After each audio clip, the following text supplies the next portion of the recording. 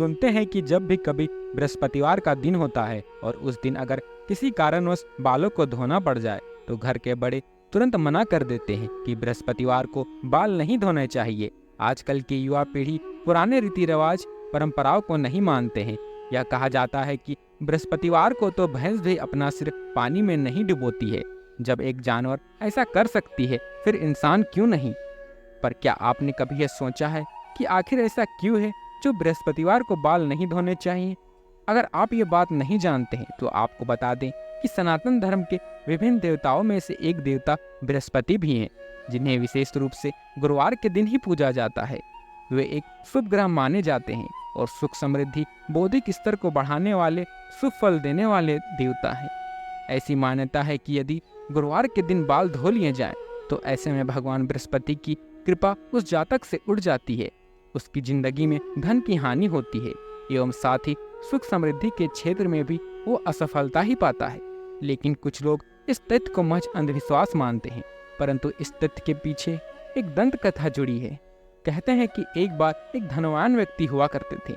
वे और उनकी पत्नी एक सुखी जीवन व्यतीत करते थे। उन्हें किसी प्रकार की कोई आर्थिक कमी नहीं थी, लेकिन वो महिला दान पुण्य के मामले में थोड़ी कंजूसी का भाव रखती थी। एक दिन उनके दरवाजे पर एक साधु भिक्षा मांगने आए।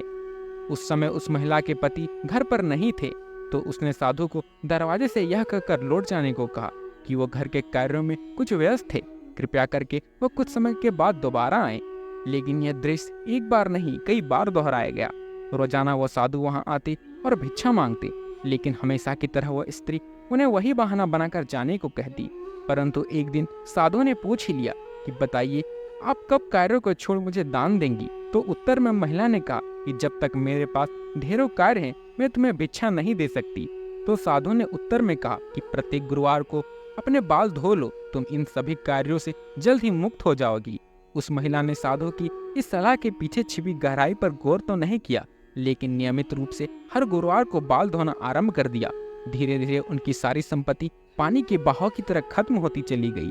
वे इतने गरीब हो गए कि उनके पास खाने को एक वक्त की रोटी भी नहीं थी। तभी एक दिन फिर दोबारा वो साधु वहां आए और भिक्षा मांगी, तो महिला ने बताया कि उनके पास स्वयं के खाने के लिए भी भोजन नहीं है, तो वह उन्हें क्या खिलाएगी। बाद में पति पत्नी दोनों को ज्ञात हुआ कि वह साधु कोई नहीं बल्कि स्वयं भगवान बृहस्पति थे, जो उन्हें दान पुण्य का पाठ पढ़ाने के लिए वहां आए थे। कहते हैं कि इसी कहानी के आधार पर यह मान्यता उत्पन्न हो गई कि भूल कर भी कभी गुरुवार को अपने केसों में पानी ना डालें। साथ ही भगवान बृहस्पति को प्रसन्न करने के लिए गुरुवार को पीले वस्त्र धारण करें, पीले फूलों से उनकी पूजा करें एवं भोजन में पीले रंग के पकवान ही पकाएं। दोस्तों, आशा करता हूँ आपको हमारा यह वीडियो पसंद आया हो। वीडियो पसंद आया हो तो वीडियो को लाइक, कमेंट और अपने दोस्तों के साथ शेयर करना ना भूलें। साथ ही साथ और ऐसे वीडियोस के लिए हमारे YouTube चैनल को सब्सक्राइब करें।